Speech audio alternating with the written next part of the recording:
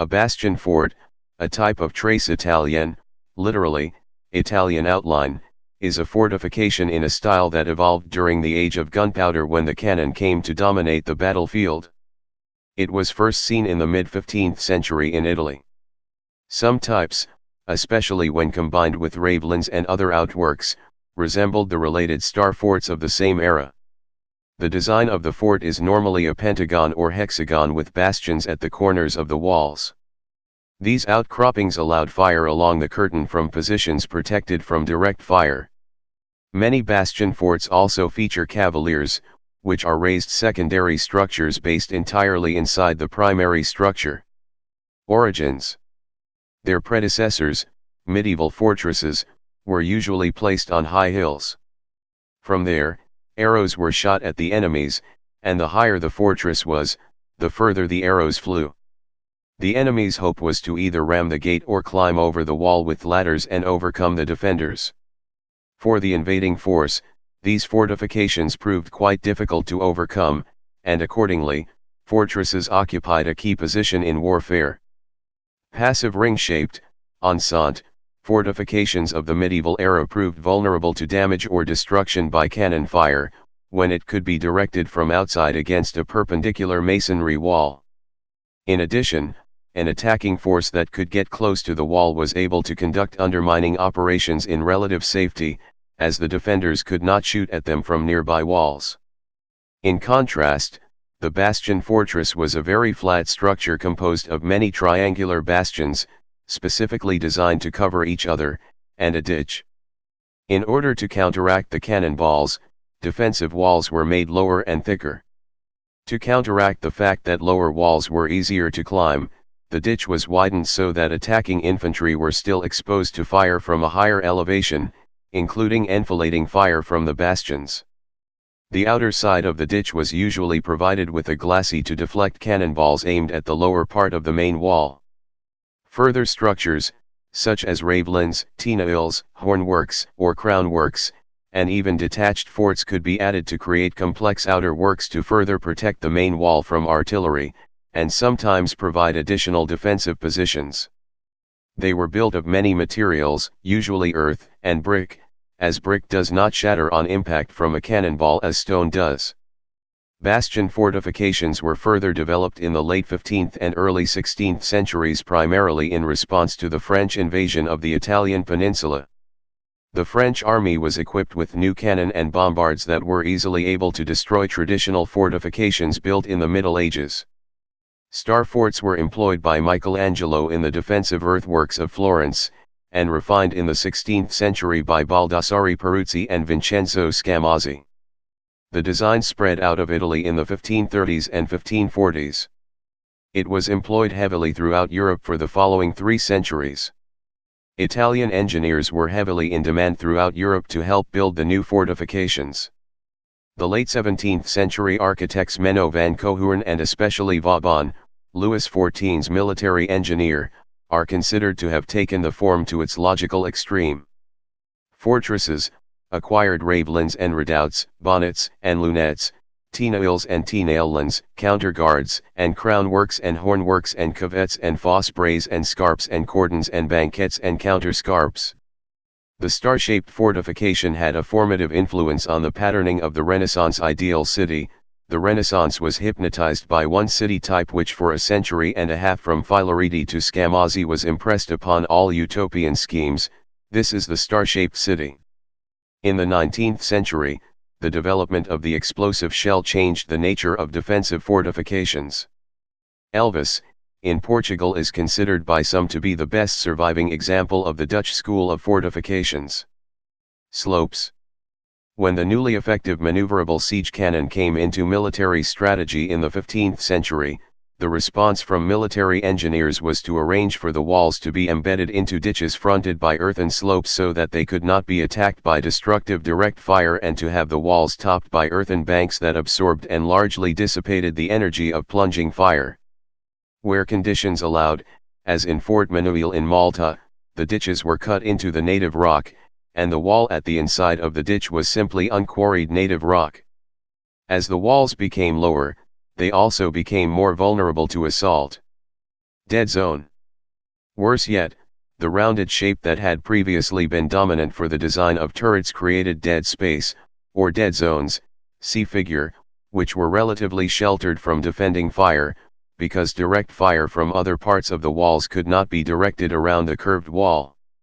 To prevent this, what had previously been round or square turrets were extended into diamond-shaped points to give storming infantry no shelter. The ditches and walls channeled attacking troops into carefully constructed killing grounds where defensive cannon could wreak havoc on troops attempting to storm the walls, with emplacements set so that the attacking troops had no place to shelter from the defensive fire. Enfilade. A further and more subtle change was to move from a passive model of defense to an active one. The lower walls were more vulnerable to being stormed, and the protection that the earthen banking provided against direct fire failed if the attackers could occupy the slope on the outside of the ditch and mount an attacking cannon there. Therefore, the shape was designed to make maximum use of enfilade, or flanking, fire against any attackers who should reach the base of any of the walls. The indentations in the base of each point on the star sheltered cannons. Those cannons would have a clear line of fire directly down the edge of the neighboring points, while their point of the star was protected by fire from the base of those points. The evolution of these ideas can be seen in transitional fortifications such as Sarzana in northwest Italy. Other changes. Thus forts evolved complex shapes that allowed defensive batteries of cannon to command interlocking fields of fire. Forward batteries commanded the slopes which defended walls deeper in the complex from direct fire. The defending cannon were not simply intended to deal with attempts to storm the walls, but to actively challenge attacking cannon and deny them approach close enough to the fort to engage in direct fire against the vulnerable walls. The key to the fort's defense moved to the outer edge of the ditch surrounding the fort, known as the covered way, or covered way.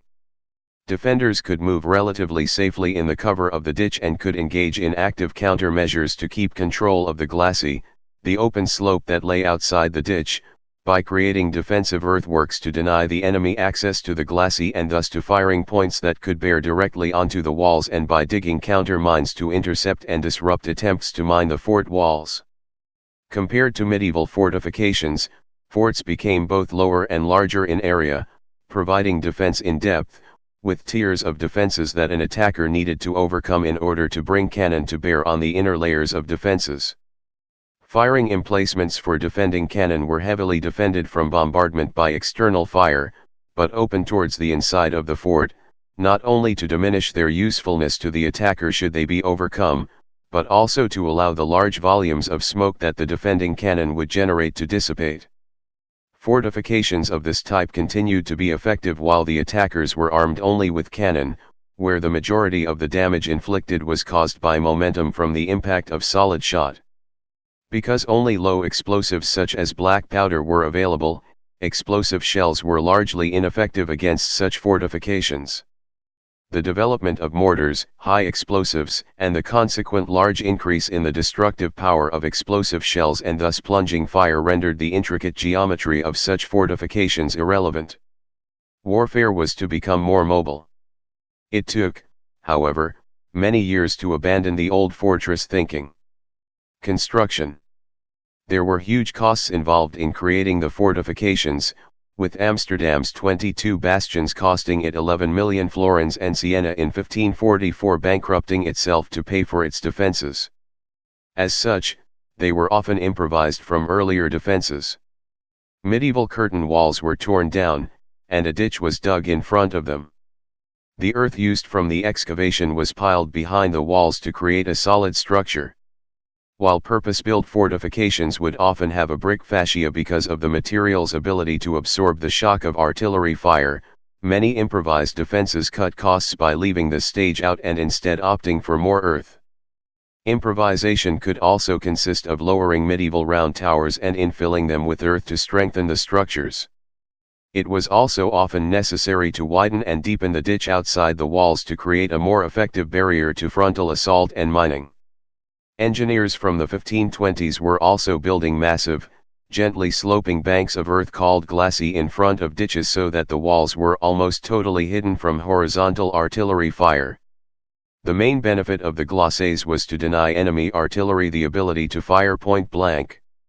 The lower the angle of elevation, the higher the stopping power. The first key instance of trace Italianate was at the papal port of Civitavecchia, where the original walls were lowered and thickened because the stone tended to shatter under bombardment. Effectiveness. The first major battle which truly showed the effectiveness of trace Italien was the defense of Pisa in 1500 against a combined Florentine and French army. With the original medieval fortifications beginning to crumble to French cannon fire, the Pisans constructed an earthen rampart behind the threatened sector.